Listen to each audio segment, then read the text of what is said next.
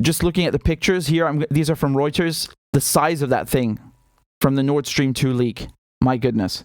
Who stands to profit from this? This is the question that we should all be asking ourselves. Let's say it's the Russians. Why would the Russians do this? People are saying, well, because they want to destabilize the European economy. Further destabilize it.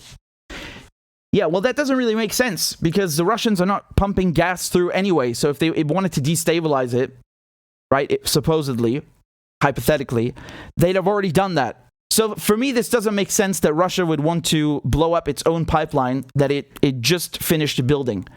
If anything, it's the United States that stands to gain from this. And again, you don't have to listen to me. Just listen to what Joe Biden said. Right? This is Joe Biden. Remember, he was standing with Olaf Scholz, who's the German chancellor, in February before the war. Let me answer the first question first. If Russia invades, that means tanks or troops crossing the border of Ukraine again. Then there will be no longer a Nord Stream 2. We will bring an end to it. How will you do that exactly, since the project and control of the project is within Germany's control? We will, I promise you, we'll be able to do it.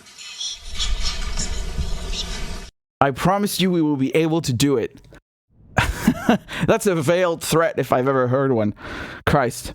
This is Victoria Nuland, who's the Undersecretary for Political Affairs. Look at what she said. This is just a few months ago, right? With regard to Nord Stream 2, we continue to have very strong and clear conversations with our German allies, and I want to be clear with you today. If Russia invades Ukraine, one way or another, Nord Stream 2 will not move forward. That's pretty clear to me. Let me show you a clip that's older than that. It's from Condoleezza Rice, who is a neoconservative ghoul that served with George Bush, of course. There's been criticism that Angela Merkel from 2014 and others haven't been aggressive enough. What do you think of that? Do you think Germany's been as aggressive as they should be? I'm quite an admirer of Chancellor Merkel, and I heard her statement when she was with President Obama in Washington. I thought it was a very good statement. But now we need to have tougher sanctions, and I'm afraid at some point this is going to probably have to involve oil and gas. The Russian economy is vulnerable. 80% of Russian exports are in oil, gas, and minerals. People say, well, the Europeans will run out of energy. Well, the Russians will run out of cash before the Europeans run out of energy. Yeah, that's not what happened, lady. The Russians are making bank because the gas prices are up. Sorry to interrupt, Mrs. Neoconservative. Continue. And that it's uncomfortable to have an effect on business ties in this way. But this is one of the few instruments that we have. Over the long run, you simply want to change the structure of energy dependence. You want to depend more on the North American energy platform, the tremendous bounty of oil and gas that we're finding in North America. You want to have pipelines that don't go through Ukraine and Russia. For years, we've tried to get the Europeans to be interested in different pipeline routes. It's time to do that.